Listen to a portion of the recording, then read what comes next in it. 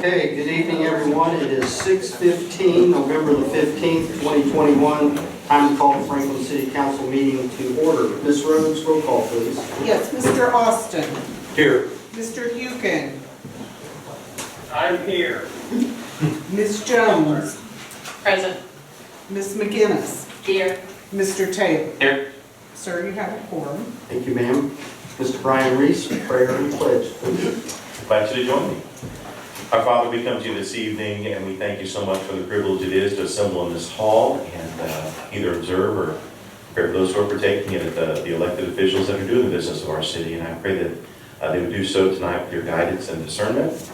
I pray that tonight you would be with the family of our incoming deputy chief, the fire department. I pray that you just bless him, his career here, and be with his family as he serves here in that role. And we just pray for all of our first responders and all of our medical personnel locally. We just thank you for the health and safety they provide for us. And as we head into this last council meeting before the Thanksgiving holiday, we want to give you thanks for your goodness, your hand of blessing on our lives this last year. It's in your name we pray. Amen. Stand for the pledge. I pledge allegiance to the flag of the United States of America and to the republic for which it stands, one nation, under God, indivisible, with liberty and justice for all. You may be seated. Thank you, Brian. Okay, is there any, well, we do have a presentation we'll start with. We have a new deputy fire chief, Mr. Joshua Snyder. So, Matt, let's do that. Proud to swear in our fire chief, deputy fire chief.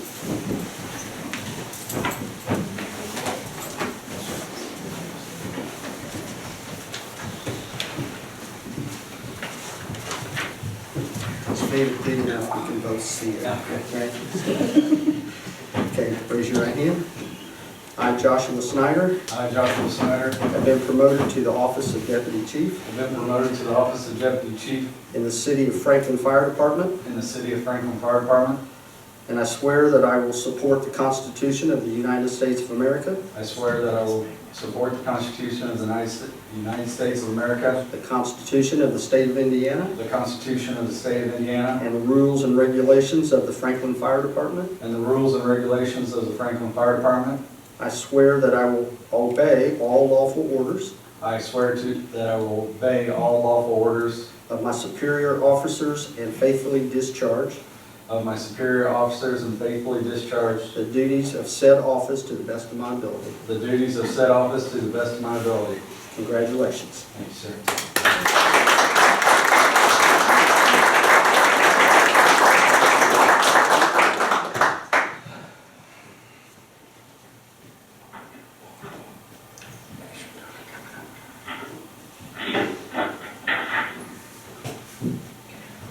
Do you guys want to?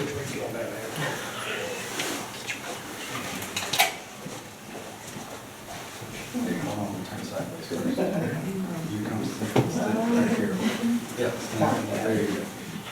You go. Now.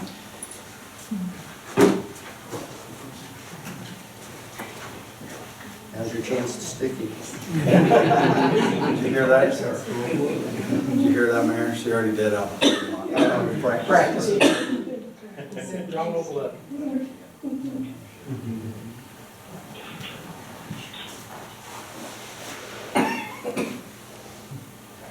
Yeah? Yeah. Okay. Congratulations. Thank you, sir.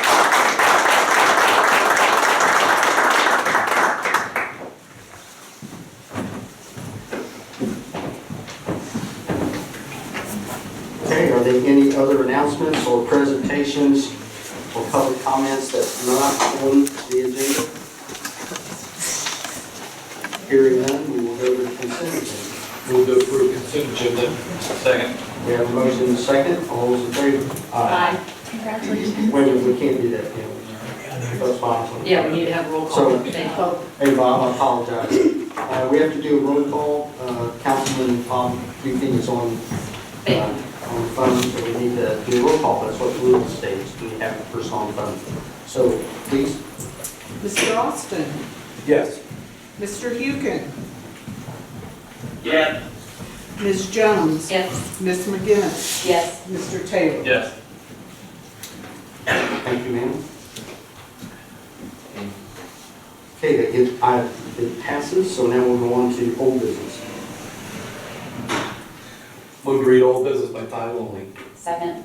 We have a motion and a second to read old business by title only. Roll call, please. Mr. Austin? Yes. Mr. Hukin? Yes. Ms. Jones? Yes. Ms. McGinnis? Yes. Mr. Taylor? Yes. Motion passed. Okay, thank you, ma'am. This item is a public hearing. It's Common Council item number 1, Common Council budgetary ordinance number 21-22, an ordinance repealing and replacing budgetary ordinance 20-10, fixing and authorizing the payments of certain salaries of appointed officers and employees of year 2022, Civil City.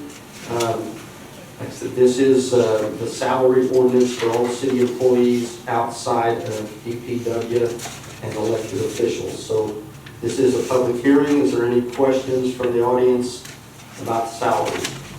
That was approved in our budget, and this is just finalizing the salaries that was in the budget. We will close the public hearing on item number 1. So at this time, we're ready for action. Move to approve Common Council budgetary ordinance 21-22.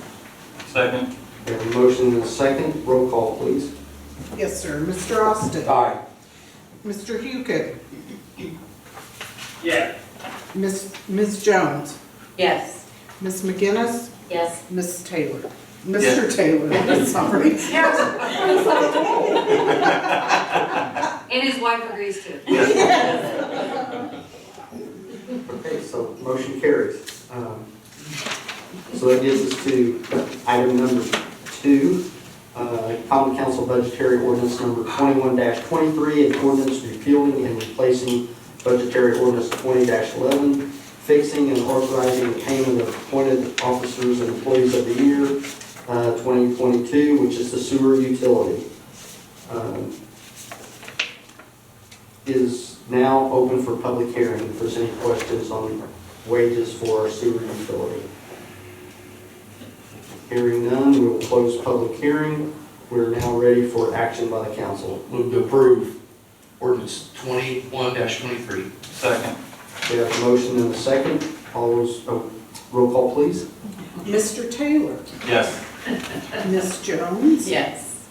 Ms. McGinnis? Yes. And Mr. Hukin?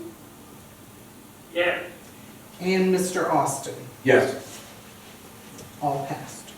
Okay, item number 3, Common Council budgetary ordinance number 21-24, an ordinance fixing the annual salaries and providing compensation for all elected officials of the city of Franklin, Indiana for the year 2022. Again, it's what it says, it's all the elected officials' salaries. So I will open this up for public hearing. If there's any questions on any of the elected salaries, now's your time. Hearing none, we will close public hearing. We're now ready for action on item number 3. Move to approve ordinance number 21-24. Second. Okay, we have a motion and a roll call, please. I'll get over that in a minute. Mr. Austin? Aye. Mr. Hukin? Yes. Ms. Jones? Yes. Ms. McGinnis? Yes. Mr. Taylor? Yes. Motion passed. Okay, thank you, ma'am. That gets us to new business. We will need a motion to read by title only. We need new business by title only. Second. Okay, we have a motion and a second. Roll call, Ms. Rhodes, please. Mr. Austin? Yes. Mr. Hukin? Yes. Ms. Jones? Yes. Ms. McGinnis? Yes. And Mr. Taylor? Yes. Sir, motion passed. Okay, item number 1, Common Council Resolution number 21-33, the ERA confirmation. Common Council Resolution number 21-34, real estate tax abatement And Common Council number 21-36, personal property tax abatement for Ortho America and PRJ Properties Community Development Specialist Dan Lawson. Mr. Mayor, if I might just point out, since given the fact that we are a 7-member board, but we have 5 now, given the resignations and given the type of request it is, just a reminder that in order to take official action, we will need 4 of the 5 to vote in favor of this abatement request, as opposed to a simple majority of the 5. So just to remind you of that fact. Okay, good evening. Yes, I am here before you with 2 requests. The first is to request a public hearing and confirmatory vote for the ERA designation, the Economic Revitalization Area designation for 2165 Earlywood Drive, which is going to hopefully be the future home for Ortho America. The second request will be for a real and personal property abatement, which will consist of a 7-year alternative abatement schedule. Mr. Reed Pittard from McGuire Sponsel is here tonight. He is the site selector representing the firm, and Mr. Mike Johnson is here from Ortho America as well. So they do have some information that they would like to share with you, but I think first we need to do the confirmatory first. Correct. And will you be submitting revised ones with removing the 2 signatures on it? Yes, I can do that. Okay. Oh, absolutely. Okay, so at this time, we need to have a public hearing on Common Council Resolution number 21-33, the ERA confirmation. So I'm going to open it up. If anybody has any questions, now's the time to do that. And the request before you now is to determine this to be, confirm that it is an economic revitalization area in order that tax abatements can be approved. Any questions? Hearing none, we'll close the public hearing. So I think now we're ready for action on the ERA. I'll do, move to approve 21-33, the ERA confirmatory resolution, Common Council Resolution 21-33. Second. Okay, we have a motion and a second. Roll call, please. Yes, sir. Mr. Austin, Yes. Mr. Hukin, Yes. Ms. Jones, Yes. Ms. McGinnis, Yes. and Mr. Taylor. Yes. So passed.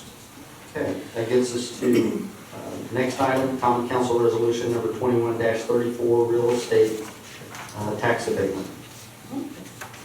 That would be the next item. Yes, so Ortho America came before the Economic Development Commission, and the Economic Development Commission did approve a recommendation for a 7-year alternative abatement schedule for real property as well as the personal property.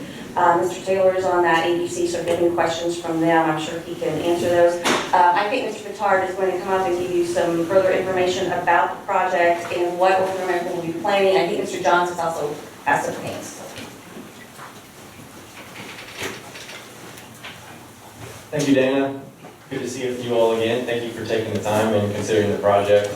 I'd like to just first say I've had the pleasure of working with Mr. John Helton and Mr. Mike Johns the past few months, and they've treated me very well, and I know you all as a community would really enjoy working with them as well.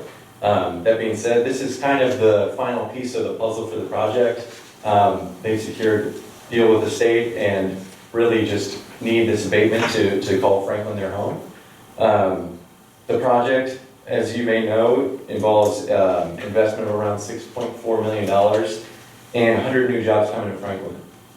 And that investment is broken up between real and personal property. The real property is about $1.8 million, and that includes improvements to the existing building that is on the parcel, and then a new building as well, new building construction as well. The renovation plans to the existing building include a server room build out, a cafeteria remodel, restroom upgrades, and a wire finishing room. Inside this building, they'll be manufacturing various orthodontic pieces of equipment such as wires and brackets and things like that. With the personal property, there's going to be about a $4.6 million investment made on their behalf.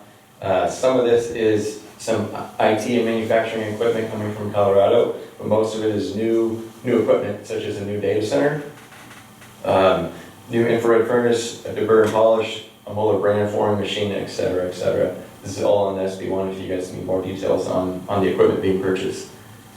With the new employment, there's going to be 100 new jobs here, like I said, at an average wage of about $24 to $26 an hour. Around 85 of those jobs will be light manufacturing positions, and around 15 of those will be managerial positions, which will be paid at around $34 an hour. As Dana said, the abatement request was for 7 years. The reason why it's not a traditional abatement request is because of the high cost of moving from Colorado to Indiana.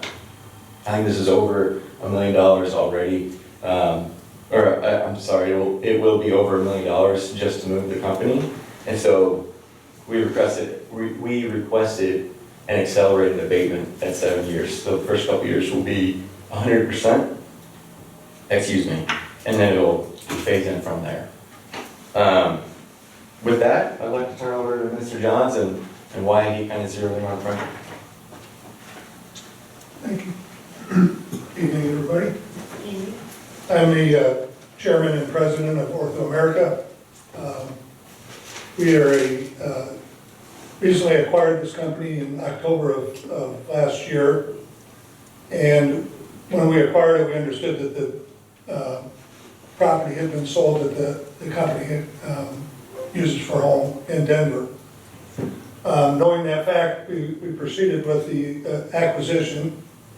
And if the mayor recalls, I met with him last year to discuss this matter, our interest in coming to Franklin. I brought a business to Franklin in 1997. I built the building in Earlywood Drive. So our idea is to relocate to Franklin, Indiana because of our experience in the past. We found a very friendly work environment, found the access to qualified employees to be readily available, and we had a very enjoyable experience working here. So we'd like to pursue that again.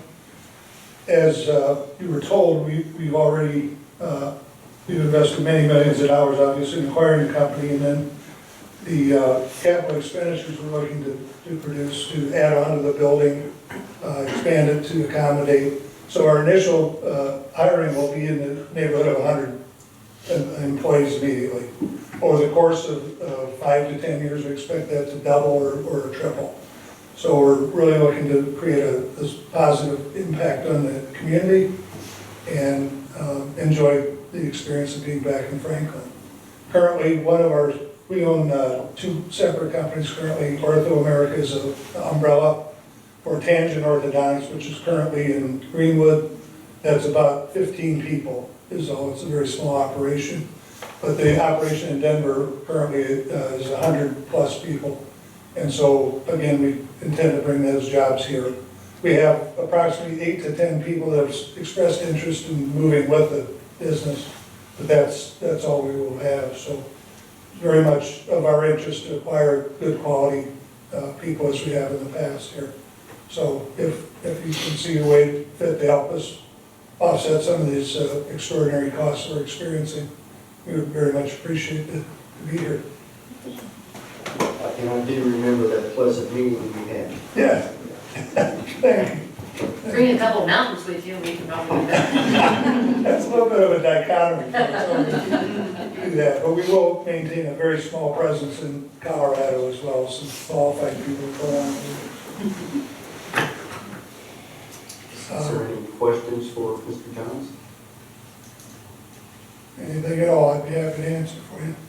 When do you foresee being up and running, opening the doors? Well, the building will become available January 1, as we understand. Hopefully, the current resident will be vacated by then, and then we'll do some diligence, make sure the building's ready to go. We may have to do some retrofitting, and as was mentioned, we may redo the cafeteria and some other things to accommodate the number of people we're going to employ there. And then first quarter of next year, we'll be fully operational. Okay, and then I know you bought property right next door to it. I did, about 4 acres from the Linville family. Yeah, do you And, plan on tearing that down and doing that or now or later or? Well, there's a barn on there that's dilapidated, and we do plan to take that down. We've got to do some remediation. Our plan for building is in 2023. That's when we think we would need the added room. We will, prior to that, probably request an additional parking area on that additional land on the creek side of the property. So we can accommodate, we've seen problems with the current tenant finding enough parking for their circumstance. And they're similar in size. So we think that's a likely scenario. This year, or next year, we will probably add the parking, probably take the building down too. There's no point, there's no use for it, so we've got a septic issue we've got to settle with the neighbor next door. And we're proceeding with that this week, so. Take the building down, your taxes go down. That's good. Thanks for the tip. I might go there tonight. Any other questions? Okay, Dana, do we need a public hearing on this, or does this require a public hearing? No, sir, the only thing that required a public hearing was the confirmatory vote.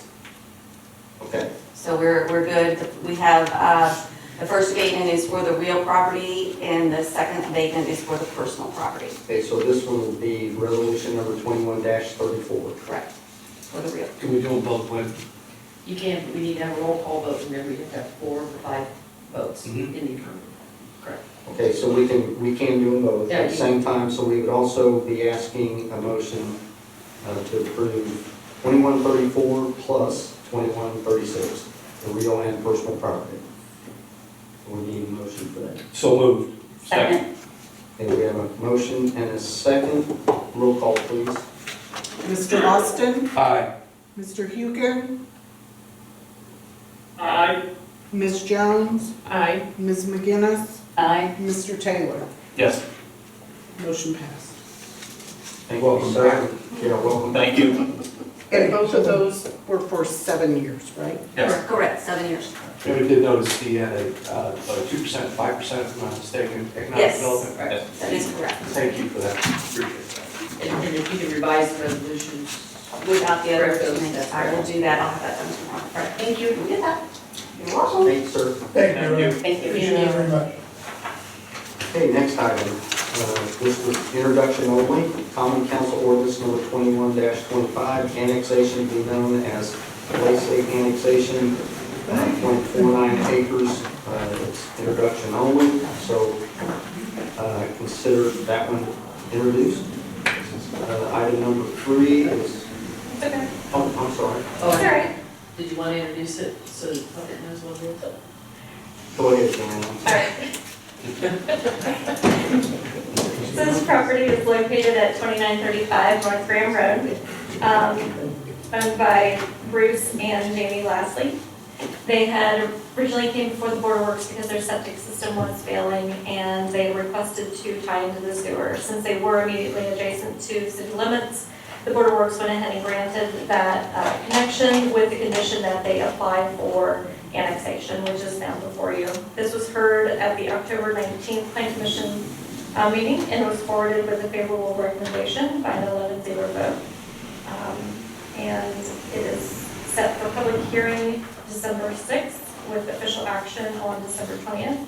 This property is also located in the Native Fire Protection District. They did not petition for that to be removed, so should this be approved, it will take effect the second January 1 following official action. So if it keeps on current schedule, it would take effect January 1 of 2023. And you'll recall, council members, that we generally don't extend sewer service outside our corporate boundaries. And so the gentleman was very nice when he came to the Board of Works and said he'd be happy to take it within the boundary. Board of Works on good faith, and he has done everything required. Yes. Went ahead, they need the septic system replaced, so the health department was encouraging us to do that, so we work together to do that. Okay, can I go on now, Joanna? I didn't stop you, Lyndon. All right, item number 3, Common Council Ordinance number 21-26, annexation to be known as Oak Leaf Farms two annexation, 42.43 acres. This is also an introduction. Senior Planner Joanna Myers. The property before you is 42.43 acres. It's located on the east side of County Road 600 East, south of State Road 44. This was heard by Plan Commission also at the October 19th, 2021 meeting, and was forwarded with a favorable recommendation with a 10-to-1 vote. This is also docketed for a public hearing on December 6th. Currently, the petitioner has filed a request with the Needham Fire Protection District in the county to have this removed from the Fire Protection District. However, that is not completed at this time. And then the companion piece is the next item on the agenda. And that is Common Council Ordinance number 21-27, rezoning to be known as Oakley Farm 2 rezoning. Introduction again tonight. Senior Planner Joanna. Yes, this is the same property as before. The request is to rezone the property to industrial light. The petitioner did provide a number of commitments with that rezoning request, which are attached to that ordinance. This was also heard at the October 19th Plan Commission meeting, and they forwarded a favorable recommendation with the written commitments with a vote of 7-4, and this is also set for public hearing December 6th. Okay, thank you. Thank you. The next item, Common Council Budgetary Resolution number 21-10, authorizing a transfer from Fire Capital 400 to Fire Capital 200, supplies in the amount of $10,000. Fire Chief Matt Cole. So we are just basically asking to move the already appropriated money to a different series so that we can spend it for some expenses. And you can take action on this one tonight. Yes, sir. It's already appropriate, we just move along. Yes, ma'am. Move to approve. 20-10. We have a motion and a second. Roll call, please. Mr. Austin, Yes. Mr. Lincoln, Yes. Ms. Jones, Yes. Ms. McGinnis, Yes. Mr. Taylor. Yes. So it passed. Okay, thank you, ma'am. Next item is introduction tonight. Common Council Budgetary Ordinance number 21-25, authorizing an additional appropriation to appropriate donations received in 2021. Police Chief Kirby Cochran. Thank you, Mayor. Thank you, Council. This is a simple request to appropriate some donations that received from the donor in 21 in the amount of $1,030 in order to allocate and spend this money. We're just asking for the appropriation. Okay, this one is introduction. only Correct. tonight, so Thank you, Chief. Thank you. Okay, next item, Common Council Ordinance number 21-24, declaring dormant funds and transferring balance to active funds. Clerk Treasurer Jane Rhodes. Thank you, sir. We are doing some housekeeping before the end of the year. As you notice, we have some accounts that either have zero, or some funds that either have a zero balance or a very small balance. We got guidance from the State Board of Accounts, and we would like, this is introduction only, but we would like for you to consider letting us consolidate these into other funds. It Okay, just makes our housekeeping a lot easier. okay, so again, that was introduction, so we'll go on to the next item. Request permission to apply for the 2022 Assistance to the Firefighters Grant, $160,000 for extraction equipment with a 10% match for the fire department to come from the fire department budget. Fire Chief Matt Cole. Yes, so I asked the Board of Works for permission to apply, and since it does have a match, I also have to ask you for permission. The equipment now will come in about $180,000. They forgot to quote me some shipping and brackets and stuff like that. Lynn has looked through the 72 pages, and there is a sliding scale, but the maximum is a 10% match, so around $18,000, which I plan to find in my own budget so that I'm not asking for additional money next year. And what it would be for is for extrication equipment, so when we have auto accidents, we have to cut a car away from somebody in an accident. That's the equipment we're talking about. Our equipment's anywhere between 12 and 15 years old. It is old technology using actual hydraulic pumps and hoses and stuff, and we'd like to go to what's the third generation, what they call e-hydraulics, or it's hydraulics that are battery operated, so there's no hoses. It's a lot cleaner for the environment, and instead of having to purchase additional equipment as in hoses and pumps and stuff, it all comes as a sealed unit. So that is my request. And as Chief said, buried in that 60-some pages, a sliding scale. So it's possible that we'll only get a 5% match, but being proven to, it may be up to 10%, depending on how we couch it. So does Matt need action from? Yeah, I don't think it would hurt, because always in those grant applications, they want the Board of Works already authorized it, but you would have to approve the 10%. So I think it always helps to have both entities approving the request. Okay. So I think at this time we entertain a motion. So moved. Second. Okay, we have a motion and a second. Roll call, Ms. Rhodes, please. Yes, Mr. Austin? Aye. Mr. Hukin? Yes. Ms. Jones? Yes. Ms. McGinnis? Yes. Mr. Taylor? Yes. Sir, motion passed. Okay, thank you, ma'am. Next item, discussion regarding purchase of new fire truck, Fleet Manager Brett Jones. Thank you, Mr. Mayor, thank you to the council. For those of you that were here earlier, you get to hear this again. I apologize. I think in the Board of Works, I tried to give it a Cliff's Notes and failed epically. Those that know me know I can be a little windy, so I think it might be prudent just for me to read this to you, and you can follow along. It might actually save us some time. So, at the direction of Mayor Barnett, I've been working with the administrators of the Franklin Fire Department to establish a sustainable and responsible fleet replacement metric to meet the needs of their department while also providing the best level of service to the citizens of Franklin. I want to compliment Chief Culp on his willingness to address the needs and responsibilities of the department and not be as tempted to chase the wants and what ifs.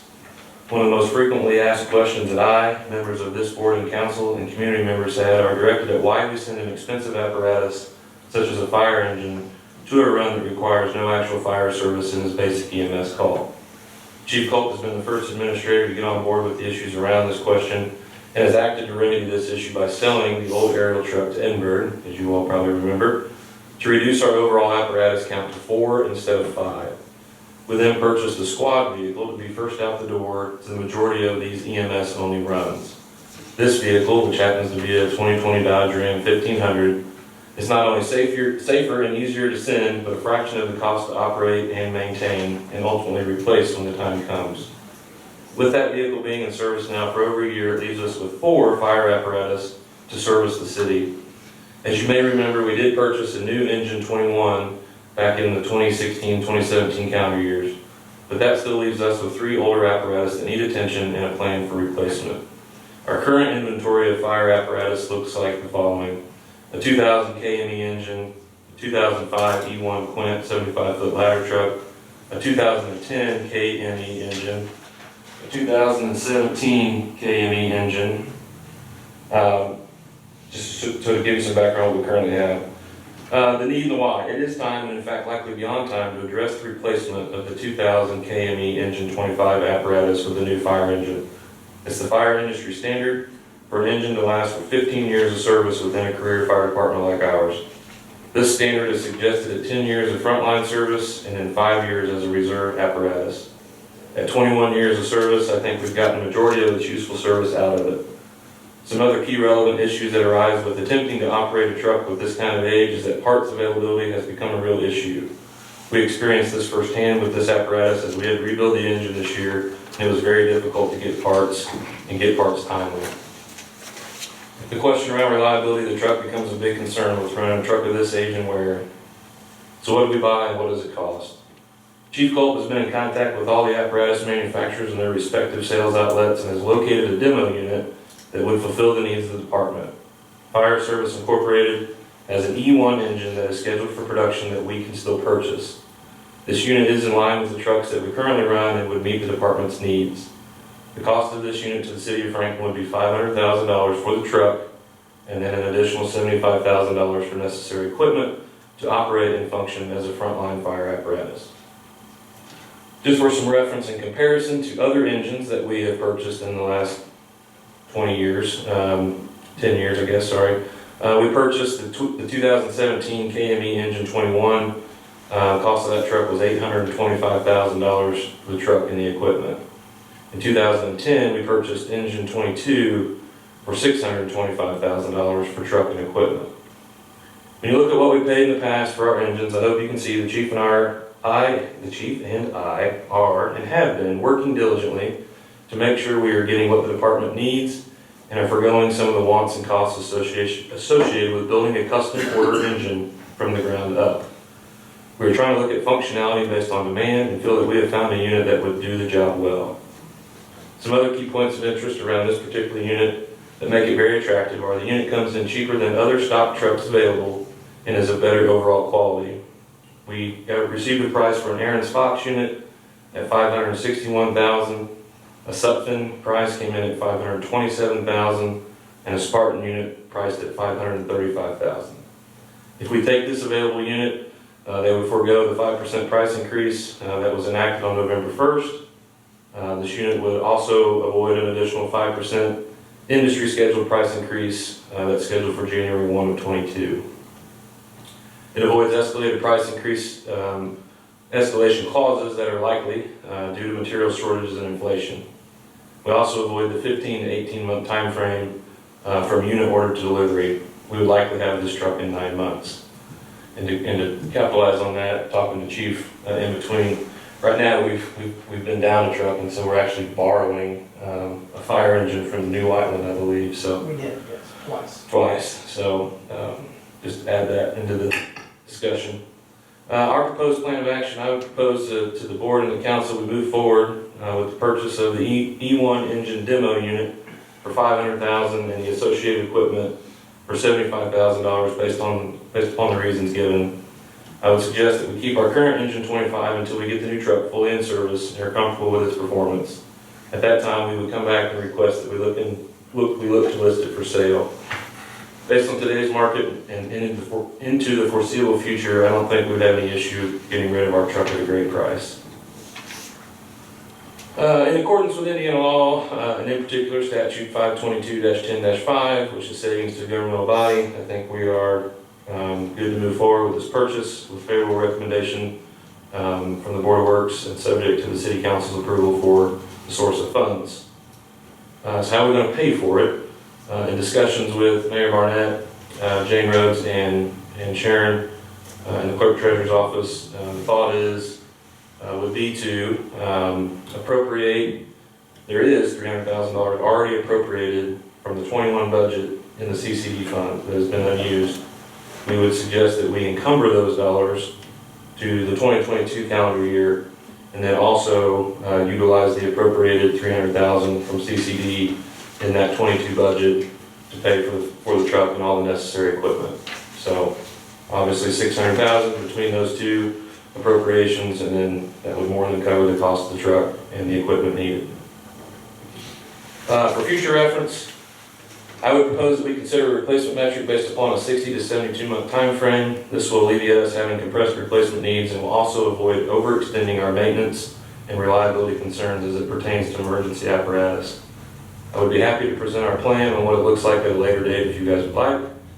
To put it on the radar, we need to consider replacing the current ladder truck around calendar year 2025. This build-out phase would take approximately 18 months, and we too would look at an acquisition of a stock unit at that time, which should reduce the sticker shock. Appreciate your time and consideration. I'm happy to answer any questions you might have. Brett, what was the cost to rebuild the engine? 20?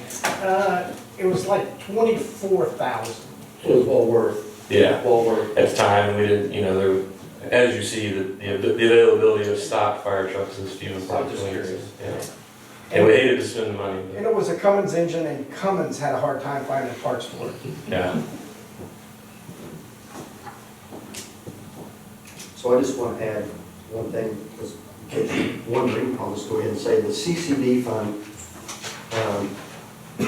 what it's used for is capital investments, and we have right now $1.5 million in our CCD fund. And that, I think Kenny, you was here, whatever, of course you were here, you're the old man on the block. Yeah, so we paid cash for a fire truck, I think it was 21 of those fire trucks. Yeah. We paid another one off from that same fund. So one thing that we always hear, and I'm just gonna, from the fire department, and Matt and I talked about this, we always hear this from fire department, we need to budget for a fire truck. We do budget for a fire truck, it's in the CCD fund. So that's how we always, because if you put it in you say, okay, how do we budget, put it in a fire department fund, and then every year those funds get raked back over because they're unspent. So this is the way that you budget to buy a fire truck. And the other thing is, I don't think, of course, we want your approval, the council approval to do this, but there won't be any extra appropriations made the way we're doing it, like $300,000 out of this year and $300,000 out of next year's will cover that. So there won't need to be an additional appropriation. Every year in the budget, we approve $300,000 out of the rainy day to be spent on capital expenditures. So this would be one of those expenditures. So you need to encumber it this year. We will need Yes. to encumber it this year, yes. And the Board of Works approved the idea subject to my legal review. I need some documentation to make sure it meets the statutory criteria that were recited to you, and then subject to your appropriation. And then the metrics that Brett's talking about down the road, and you said earlier in the Board of Works about 2024, 2023. Yeah, we need to start looking at that. And that ladder truck, it's a ladder truck, it's gonna be a bigger ticket item. Right. It will be around the $1 million range probably when that time comes. But I think the key, like I said, I think the key things in doing our research on what we had done versus what we're proposing is, I mean, there's an inherent savings when you look at buying trucks that are scheduled to be built and not custom ordering fire trucks. Like I said, we're potentially buying a 2021 model for the same dollar that we spent in 2010 for the same truck. So I think there's some quality in conversation with Matt and his willingness to put things on the road that are functional and will do the job without necessarily all the frills. And so that's been my appreciation for dealing with Matt, and nothing against the previous administrators of the fire department, but sometimes the wants way overdid the needs, and you can see that in the price point here. I specifically recall looking at the bid specs for the last purchase that we did, and they were quite extensive when we put it out to bid. Right. 50 pages probably. Right. So. Well, Chief, first, thank you. You know, I've asked that question for a very long time sitting here. Specifically, you know, why I've got $1 million ladder truck in a Walmart parking lot, someone fell out. Right. And no one can really answer it, they can answer it, but it didn't make sense to me. So now, it seems, with Brett, your expertise and what you brought to the city in your position, and someone like Matt willing to listen, I think it's just stretching our tax dollars where it should be, you know, where it should be spent. And we don't need $1 million ladder truck at Walmart when someone falls down. Right. I've always said that. So thank you. And I really appreciate your efforts. And Brad, you nailed it again. So thank you. You're welcome. Okay, Any other so questions? Sorry. No, I think great plan, appreciate you guys' hard work putting it together. It's something we have to do, necessary evil, but this is the best of the necessary evil, and I know Lynn will look over look over everything, make sure it's okay. So do we need to go ahead and give approval? I don't think, you guys are not approving the purchase of this truck. You're simply approving the appropriation of the money for the purchase of a fire truck. I mean, I haven't seen Right. So, what is necessary to buy this particular truck. so we need a motion that would be the approval of the plan for the CCD fund? Correct. That'd be Or uses of those funds? and then again, we'll have to come back with a formal ordinance appropriating the money. But I think the question before you is this something you are prepared to appropriate? You can't do it today because we don't have the The ordinance. money's already appropriated. Well, we have to, not for the next time. And Is it? For It's in the budget. Mhm. This is more of an informational purposes, council buy-in, because obviously Board of Works, once we fulfill Ms. Gray's requirements, Board of Works, I think, is on board. We just wanted to make sure the council was on board so that you knew that we were moving forward potentially with the purchase of the fire truck and to give you some education on the price point, because I think we're used to what we have been spending, and so that causes some heartache, I think, or heartburn at least at times over the dollar amount, so. So it might probably make some sense, Mayor, to ask, since the Board of Works approved it subject to council's authorization of spending the money, to ask the council then to authorize proceeding with the purchase of the fire. So moved. second. Okay, we have a motion and a second. Ms. Rhodes, roll call, please. Yes, Mr. Austin, Yes. Mr. Hukin, Yes. Ms. Jones, Yes. Ms. McGinnis, Yes. Mr. Taylor. Yes. Motion passed. Okay, thank you. Thank you. Good job. Thanks. Okay, that gets us to review of the trash collections and recycling bids. We have Mr. Jeff Peters and City Engineer Mark Richards. Okay, who up there is good at talking trash? I think we can all do that. I think so. The mayor asked me to talk about the bids that were open for trash collection last week. So I'll talk a little bit about that, and then I'll turn it over to Mr. Peters, and he can talk about the financial aspects. 10 years ago was the last time that bids were open for trash collection and recycling in the city of Franklin. The contract took effect January 1st of 2012. So the mayor was notified by Ray's Trash Service that there would be a price increase starting next year for trash collection. So there was a group of staff and the mayor, Mr. Peters, and myself. I think Rick Wilton was part of the group. I'm not sure if I'm missing someone or not, but we've been meeting for about 3 or 4 months now and came up with a plan on what we needed to do. We felt rather than just continue with the existing contract and accept the price increase, it was better to go out for a competitive bid again. In hindsight, that may not have been the best result, but needless to say, we find ourselves in a situation where we have a significant increase in our costs this year. The existing contract, the rate is $9.16 per household. We had requested 2 different bids, a base bid that consisted of recycling and trash collection, plus a line item for servicing city buildings. And it'll become more apparent why we did it that way as this discussion progresses. The base bid recycling was for automated equipment. We felt like the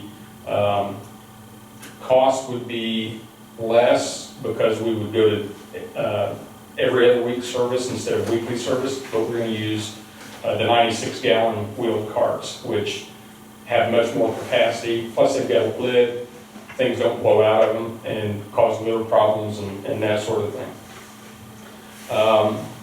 The base bid also included trash collection using current methods where residents use bags or their own containers or whatever, but they have multiple workers on a truck and they stop at each resident. Somebody gets off the truck, dumps the trash into the hopper, and they move on.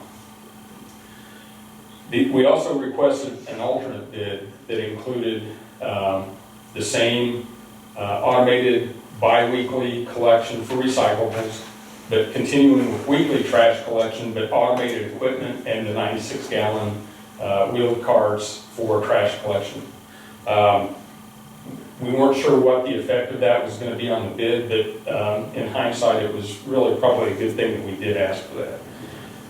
The base bid amount, which was the regular trash collection, automated recycling, was $18.50 per household, times 8,102 households that we currently have, times 12 months for an annual cost of $1,798,644, plus the $40,000 line item for collection at city facilities.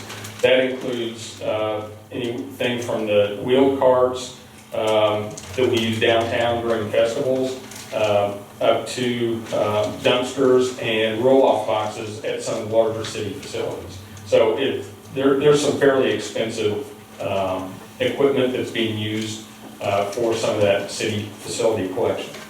But that $40,000 brings the base bid amount up to $1,838,644.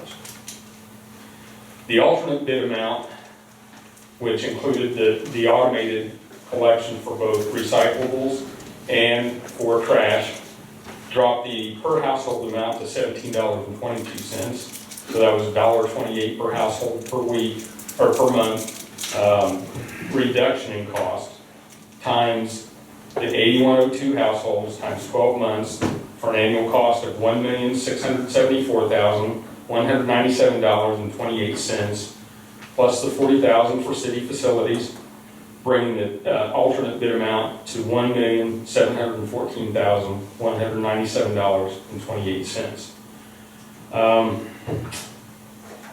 One of the questions that the mayor asked is if the automated equipment would be able to be used in some of the downtown areas of Franklin where there may not be as much space.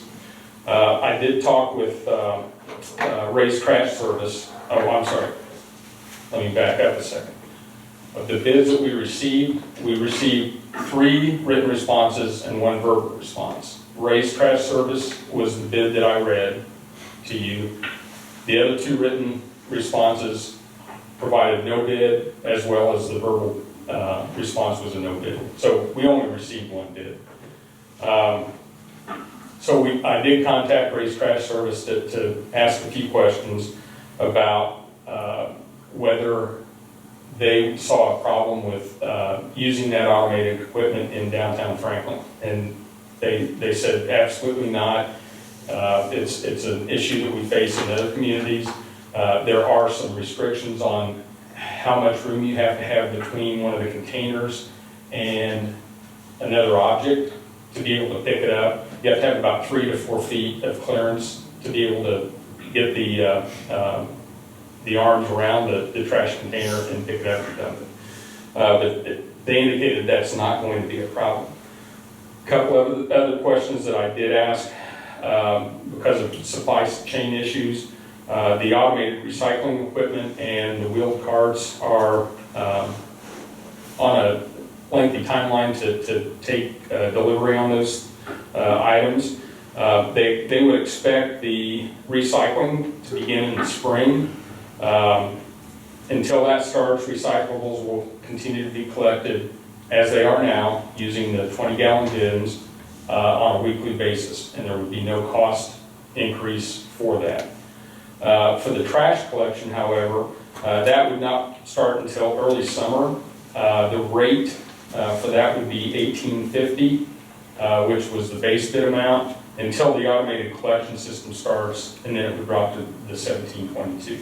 The reason for that is they would have the higher labor costs because they would be sending multiple people out on a truck, and they would still be providing the weekly service. So I think, Mayor, did you have anything that you would like to add to that? Or do you want me to just turn it over to Joe? Go ahead, I don't have anything else to add.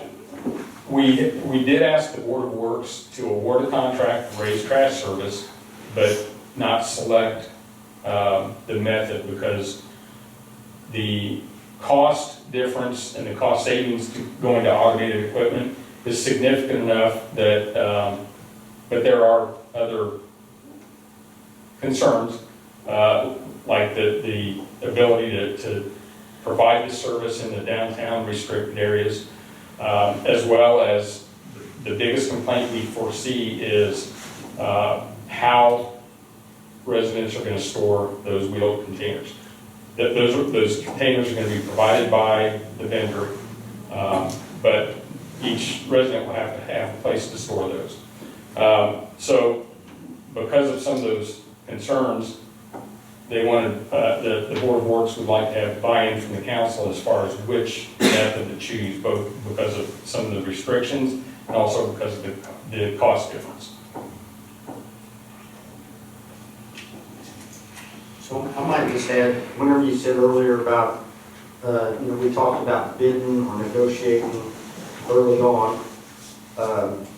What we negotiated was a cheaper price. However, we felt like that price that we negotiated that was a cheaper price was for 1 year, not for 5 years. That's correct. So this is for a 5-year bid, so that's why it's a little bit higher. I told all the council when we met before, here's the price that we can negotiate. If we want to do that, that was for 1 year. So I feel better knowing that. And then we also talked about whenever we was there as a council, and this is what Jeff is going to lead up to on how we pay for that. So I don't have anything else to add. The other thing that I would add about the contract length is there would be an option for a 5-year renewal, subject to both parties agreeing to that 5-year renewal, and it would be at the same cost as what is included in this bid. And the other point, Mayor, I think we talked about this, we were basically on a contract on a month-to-month basis, for lack of a better word, and obviously leadership was concerned that if Ray said we're not going to do it anymore, we needed somebody to pick up trash. And so it was time to formalize it and get it more set and long-term so that our residents would know what to expect. Mark, what's been going on at the $40,000 for all city buildings? What's currently been the process? Well, I did look at the contract, and there was a lump sum cost per month per roll-off box, plus a tipping fee of $30 per cubic yard. So I don't know, and Jane, maybe you can answer that. Have they ever billed an additional amount for that? Not that I'm aware of. So it may just be that the cost has been absorbed by Raise. The reason we included that separate line item is if costs are passed along to the residents, it didn't feel right to make them pay for that additional cost for those city facilities. That's why they'd always come in, Rays would come in and increase the house count. And they were starting to do it more because it was done by house. And so they would come in, so it just kept escalating and escalating and escalating. It's not anytime soon, I don't think. No, and just to clarify what Lynn just said, what they were charging for, the $9.16, every time we'd add a house, that really wasn't hurting us. What's really hurt us is the price of $18.50 and $17.22. Because whenever you get a new house, comes online, they was paying the taxes anyway, so you were getting income from that to cover the $9.16. So that didn't hurt us. What hurt us was, like I said, the almost doubling in price. That's what's really tough. How will heavy trash day be affected by this change? There's no change in heavy trash day. It would still be the same? That's correct. But I will tell you in the conversation, heavy trash is what's driving this price up higher than, and Brett, we've had that conversation before. Heavy trash really drives this price up. Well, I understand that Raise is dropping another local community from their trash collection because of heavy trash, and apparently residents are bringing heavy trash in from other surrounding areas, and disposing of it that way, so. And we have seen that happen, and we've stopped that whenever we see that. You notice if someone constantly has heavy trash, that something's going on there, so. I am not aware of another community, not just in the county, but in the state, that A, pays all trash collection and recycling collection, and B, has heavy trash with the frequency by which we have done that. Yeah, I was gonna say, once a month, we do it once a month, so like, do other communities do it that often? They, Okay, but there's usually an associated charge on top. on top of it. Absolutely. You Okay. get your little voucher thing and you pay for it. A citizen calls the company, they send a voucher and have to pay for it. So Gotcha. I don't know of any entity that does it as we've done. Jeff may have some of that information, but I do know there is other communities that don't do it.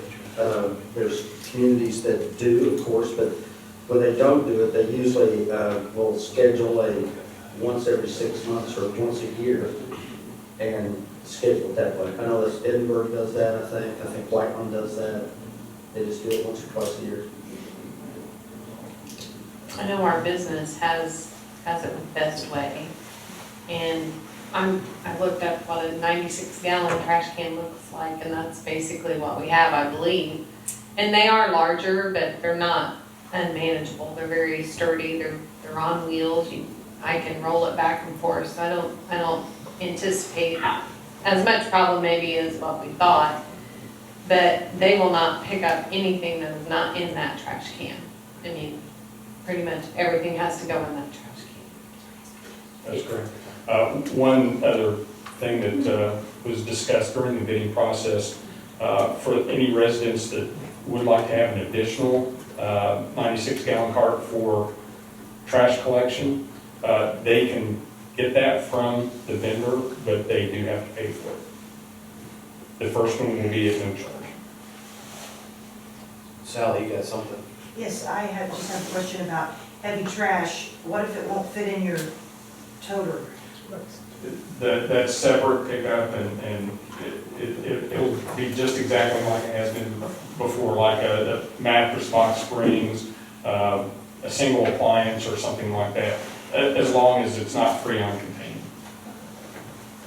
We have had Rays pick up more heavy trash than they were supposed to, and then they've called us before and said, we just can't pick this up, it's too much. So then Dave Walters gets involved and Just anecdotally, it'll tell you in the county, the bills for just the two toters, no heavy trash is $26.50 a month. Or, yeah. and I think Jeff has some of that.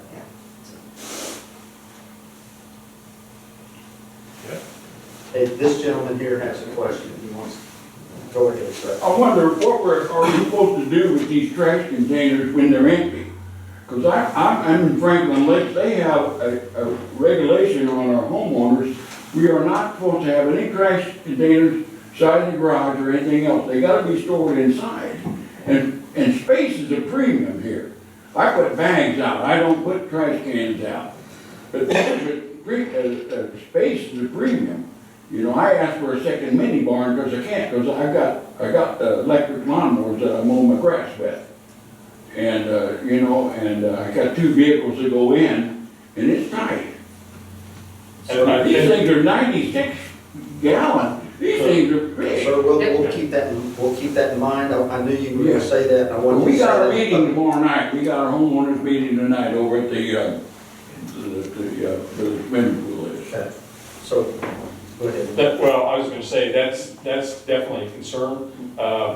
We will work with both the homeowners associations and with individual homeowners where there is no HOA to try and come to some resolution on how to address this. But when you look at the size of those toters, they're not significantly bigger than a regular. I think the regular trash cans are probably in the 66 to 75 gallon range.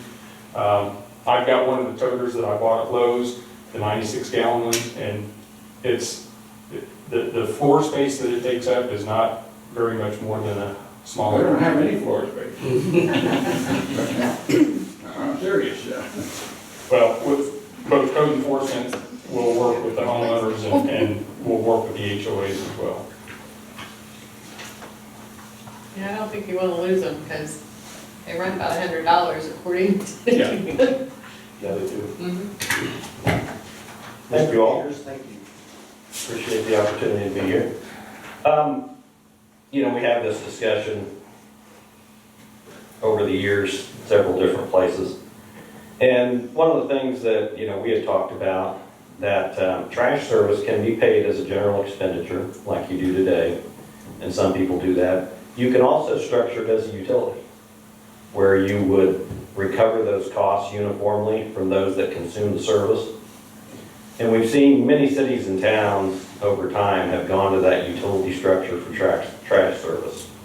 And a couple things that it does is it frees up general fund money for other governmental services, but it also better matches the payment of those costs to those that are consuming the service. To kind of talk a little bit about your general fund operations and your other operating funds.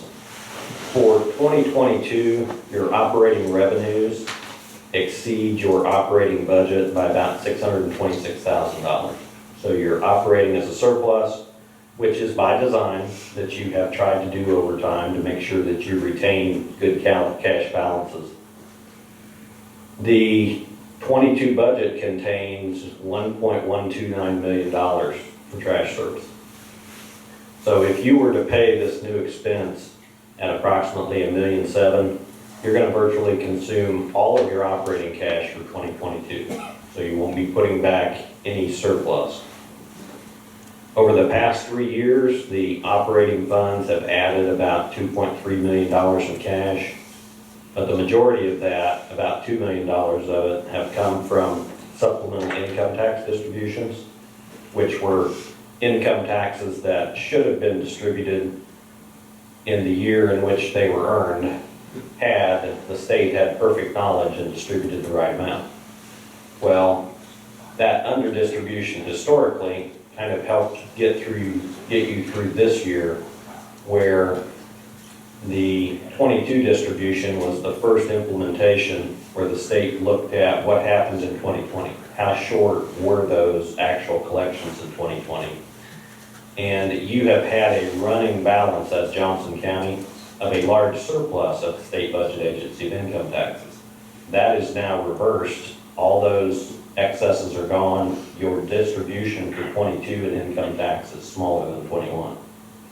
So we're not forecasting that you're going to have any supplemental income tax distributions over the next few years.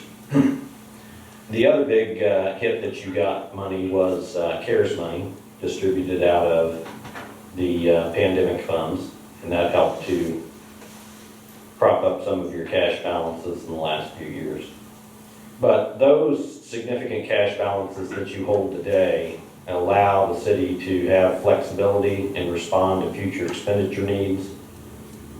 Leaving all the costs of the trash service within the general fund would limit your expenditure flexibility in the future. When we talk about utilizing a utility structure, the common analogy is, well, for city and water, or for water and sewer, cities don't subsidize that service.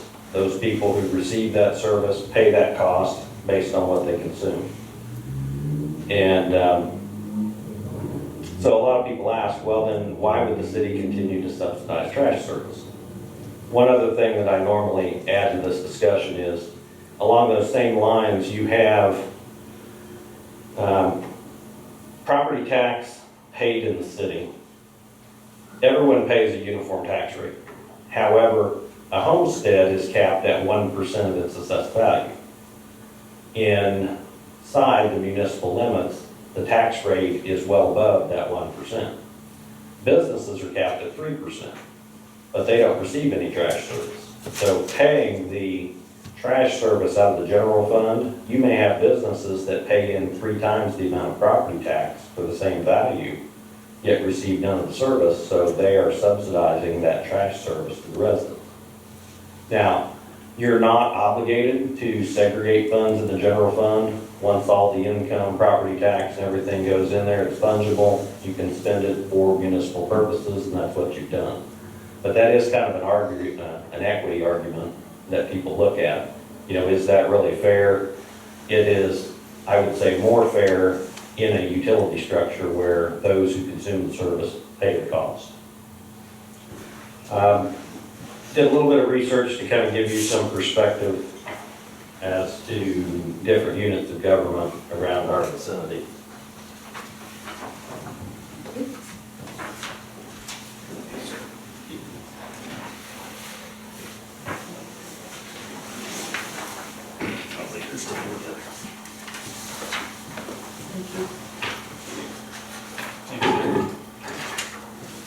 Sorry, Bob. All right. You want one of us to take a picture of it and text it to you? Yeah, there you go. I think I still have my notes from another meeting of that. You were there, yeah. So if we look at those from nearby areas, looking at trash and recycling service, you can see that the proposal in the city of Franklin is going to be $17.22 per residence per month. That is the same as the city of Greenwood inside the city limits.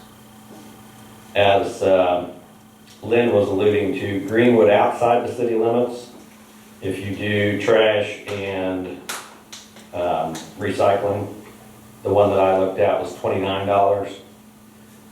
If you are in the Bargersville area, and Bargersville does not provide trash or recycling, so everybody contracts for what it is that they need. And I am actually inside the city of Bargersville, but mine to have trash service and recycling is $35.75 a month. And those don't include heavy trash pickup. They do not include heavy trash pickup. Or recycling. Meters outside Green.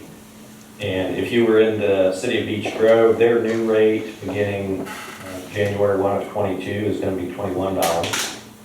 They are a little bit different in that they have their own employees, their own trash trucks. They do it all there in-house.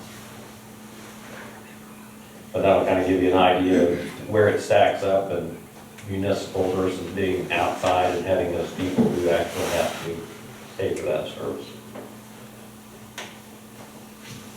And I hope that helps kind of give you some thoughts about how it is that you conquer what you have before you. There are options. Obviously, they're not popular, but these are things that other communities have done over time. And I think if you look at this, and if you thought about Johnson County as a whole, the greatest part of Johnson County's population is already paying trash fees in the form of Greenwood outside, Greenwood, and all the Bargersville area. How would, if we do pass that along to the households to pay part of it or all of it or whatever we decide, how would it be collected? Well, you'd have to do a couple of things. First of all, you'd have to pass an ordinance to allow you to do it, okay? And do public hearings and those things. And then you would actually set aside, if I understand it, and please don't jump in, that you would actually set aside a different fund that's designated as this fund, and that's where that money would go, and that's where these expenditures would be. I mean, it's Correct. if we call it a trash or something fund, and the money comes in and the money goes back out. And it's just assigned, just like any other billing would be done. sewer So we billing. would have to send a bill. To Sherry's hearing. Sherry's, right. Very interested in this. Right. Because most of the people that would be getting the service already get a sewer bill. And so it would just be added on to their sewer bill. And a lot of times, that's what we see, the implementation is just an additional line item on the utility bill that they're already getting Correct. for that service. Sure, in the budget this year, we created that line item anticipating this may be coming down the road. Yeah. I don't know if you remember. We didn't fund it or anything. It was created to leave you the option to be able to do that. Sure, is that gonna, are you gonna need another employee to help with that? You want me to mention? I've kind of already talked to Keystone about this possibly happening. I think it would probably only take them about 2 to 3 weeks probably to add that to what our current billing is, because we have it detailed out, wastewater, stormwater, and then we'd add a line for trash. But of course, that comes with a fee. They usually charge around $1,000 to change any programming. So that would take them about that long to do that, but they told me that wouldn't be a problem. They do that with other municipalities. So that's what we would do. And we would just make it part of that. I know there's going to be some statute issues or whatever, because the way we do liens now, it's, I think, specified wastewater, stormwater, and then I assume we would have to add that trash into that and make that lienable at 90 days for non-payment as well, because it's all one bill, it's one total amount, but just detailed out. Yeah. And I don't know if we ever identified any entity that doesn't pass it on at this stage. And so I've looked at probably a dozen different ordinances, and they all do just exactly what Sherry's talking about. And some entities have water and sewer. Of course, we only have sewer, so we would be operating through the sewer, but it's all part and parcel of what your ordinance is. And we just collect it that way.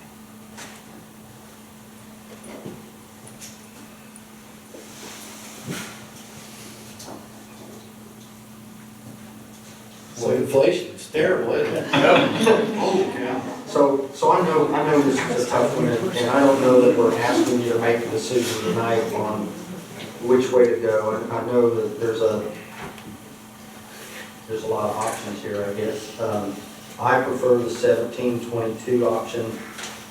That's just my opinion, but there's obviously 5 people on the board now, and there's going to be 2 more after Thursday night. So there's 7 other people here that represent our constituents, and I know that we're at a point where we have to do something.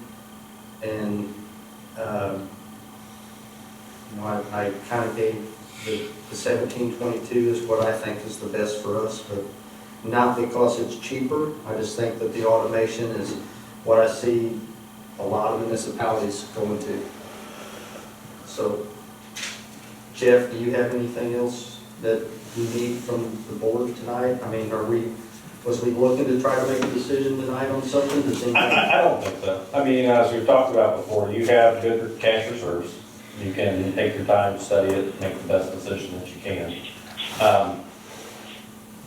From a financial advisor perspective, I would advise you to stay the course that you've been on, which is operate at a surplus. And due to this cost increase, I think you're going to have to pass on some of these fees, if not all of them, in order to continue to operate at a surplus and have the flexibility that you've had in the past to respond to not only emergencies, but opportunities. You continue to grow and you're doing a great job with that, but you have to have the flexibility and the resources and the cash flow to do that. From a legal standpoint, I would add, in order for us, if that's what you wish to do, we've got to introduce the ordinance, and we have to have a public hearing on the ordinance, and then we have to, because it is a fee, then we have to publish it. So it's going to take 2 or 3 meetings plus 30 days of notifying it in the paper, and so. So until then, will we It'll take just some time. continue to operate on basically, like you said, month-to-month basis, where we have a contract with them right now, or what? Actually, what's our timeline? Okay, actually, Mark, correct me if I'm wrong. As of January 1, we'll be working under the contract that at least the 1850. Right? That's where we're going to be operating at January 1. Okay, And until we decide what we're doing. Yeah, and we do have $1 million, $1.1 million in that account to get us, that'll get us down the road. However, I don't think we need to sit on it very long. I think when we come back to the next meeting, I think we ought to at least have a direction on which way that we need to go. Okay. And Jeff, you're there. I know you told me today or Saturday or whatever day we were talking, you said you would prefer that we passed it on, all of it on, and just rip the Band-Aid off and do it. And you have been I know I've watched other communities on the stories that I've seen.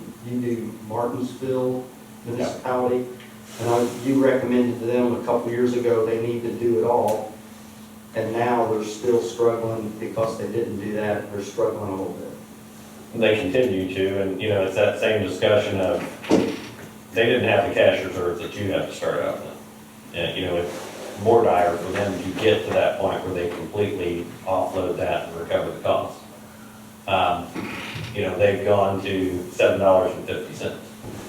They've been asked, you know, a second year to do that. They won't go above that, which, you know, it slows the bleeding, but you're still bleeding. So, yeah. And I know it's a lot easier for me to say from the cheap seats as a financial advisor, this is the best thing for you to do financially, and I don't have the same political responsibilities that you guys have. Well, I think, you know, I think it's important too that our constituents in the city, people that live in the city understand that we've been paying this for forever, right?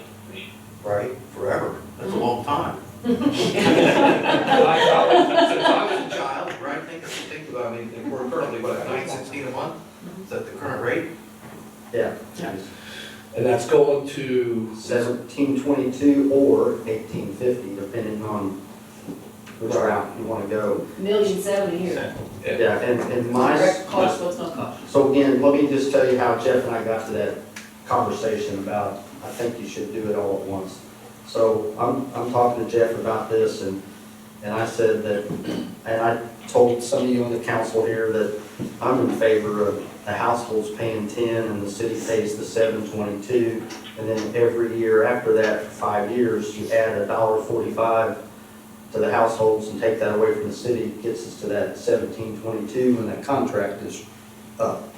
That was my reasoning for that, but I think, Ann, I told you, there's several different options, and I'm on board with any of them, as long as Jeff said, yeah, that makes sense, we can pay for that. Well, one thing anecdotally I did get from talking to the various persons, you know, remember we had one bid, right? We sent them all out. This industry is struggling with getting people to work, their fuel costs, and so they really are pushing automated because they can't find people to work on these trucks. And they, if they're going to be dedicated to a community, have to order all of those bins. They have to have the automated truck. There's a pretty good capital investment on the front end that they know, so they want a longer-term contract before they make that. So there are a lot of moving parts to the economics involving it, and the days of being able to just kind of milk it along at $9 are over. They just are over.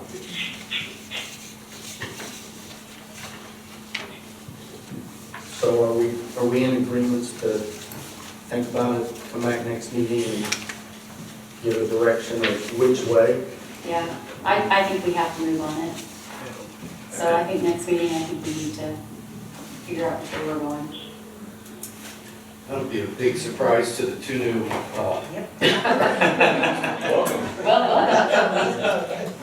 And when you say which way to move on it, are you talking about whether base bid or alternate bid, or how to move forward with passing costs along? All the above. And I would just remind everyone that there are supply chain issues that every week that we delay this, and I know there's, 3 weeks to the next council meeting. Every week that we delay a decision on the award is another week that it's gonna take to get the equipment ordered and Do we need to award the contract to raise the, just because we have no other option, right? We've already awarded it to them. Okay. It's which. How you gonna fund it? Yeah, we know which So right- one, the 17.22 or the 18.50. Right now, we're at 1850 no matter what, because they can't get us bins or they don't have the materials. I mean, regardless, we're gonna be at 1850 until they're ready to drop it down. And then at that point in time, if you go to the 17.22, then you just make it 5 years from that point. You can lock them in. But yeah, but we need, Okay. you got two different questions. The first question is, what does the city want to do with contract raise? And second of all, what, if anything, do you want to do with the cost? And those truly are two different issues, because you're going to have to do trash service. That's on some level. So, just to clarify, at the 1850, the only difference would be the 96 gallon containers for recycling. That would be the only difference in the 1850. The 96 gallon containers for recycling are whichever way we go. Right.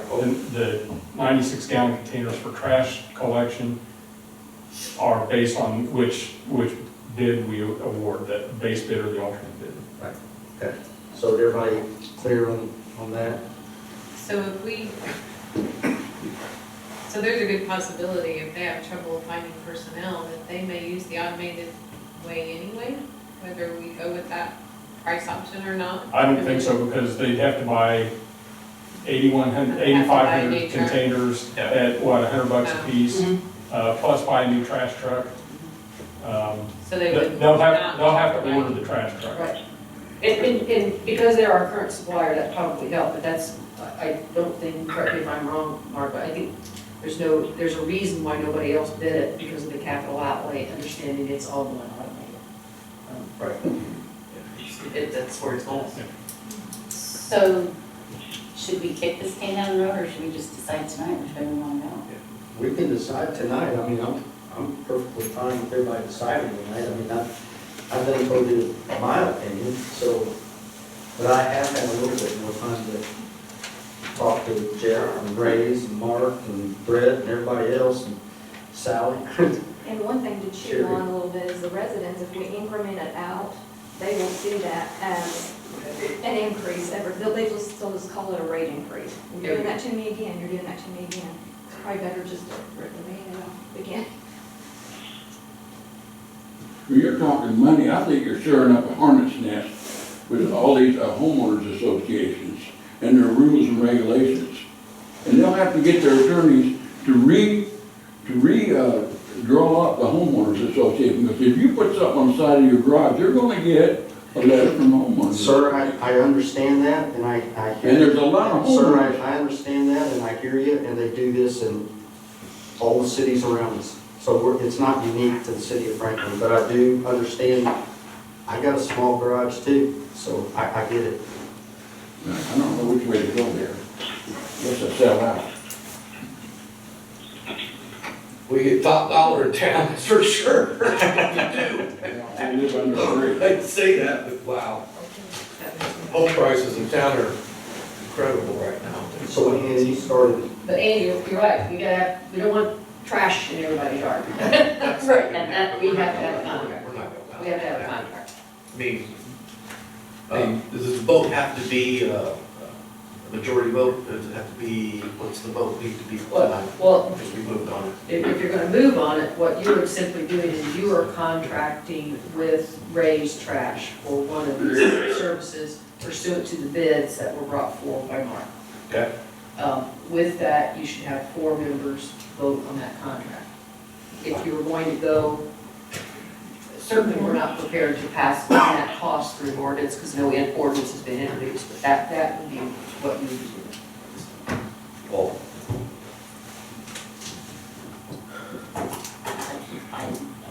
Yeah, so we need to move to approve, I'm not sure exactly how to do it. Move to approve the ordinance for the 1722? No. Through Ray's? Yeah, what you would be moving is to approve the contract with Ray's for the 1722 alternate bid that was provided pursuant to the bid specs. So moved. Second. Okay, so we have a motion and a second to approve the alternate rate with Ray's. Ms. Rhodes, roll call, please. Yes, sir. Mr. Austin? yes. Mr. Hukin? Mayor, I'm going to abstain from this vote only because I don't have all the information in front of me. I don't have that benefit. Unless it becomes necessary to get that fourth vote, then I'll jump back in. Okay, thank you, Bob. Ms. Jones? Yes. Ms. McGinnis? Yes. And Mr. Taylor? Yes. And in the interim period of time, then what Mark and I will do will be working with Ray's to get a contract. Okay, so that will be locked up effective January. That'll allow them to go forward and buy whatever they need to buy. The next thing for you all to consider is what, if any, do you wish to pass on to the consumer and how we're going to do that. But now we know what we're going to be doing with Ray's, and so we can plan accordingly. Okay, makes sense. Okay, so there isn't any other business, and we do council comments. Bob, can we start with you tonight? I have only one, and that is, I reported to the mayor and to Ken Austin, that I'm not, due to vacation plans, I'm not going to be at the December 16th. Okay. Anything else? That's all for me. Okay. Thank you. Sean? Nothing tonight, sir. Please. Nothing. Just happy Thanksgiving to everyone. Jane? Nothing, sir. One very brief, I know we're all tired, but I would like to finish this on, if you recall, several months ago, there was a presentation given to you about potentially offering to homeowners sewer line protection insurance that would be available, and the company would make contact with the homeowners themselves. I believe it was Councilwoman McGinnis expressed some questions and or concerns about, did that look like the city was endorsing an insurance plan? Was that more of a partnership than we wish to do? And asked that I get copies of what documents they would send out. And those have been provided to you. Certainly it's for you to decide, but it sure looks like the manner in which they solicit our citizens utilizes our letterhead, utilizes words such as the city has partnered with Service Line Warranties of America, uses the logo, and certainly not judging what your intentions were, but I thought that was something that you did not wish. And so I guess my request to you is, if you so desire, I will simply inform them that it is your choice, that the citizens can contract on their own without us necessarily getting involved with it, if that's what your pleasure is. But I need some direction.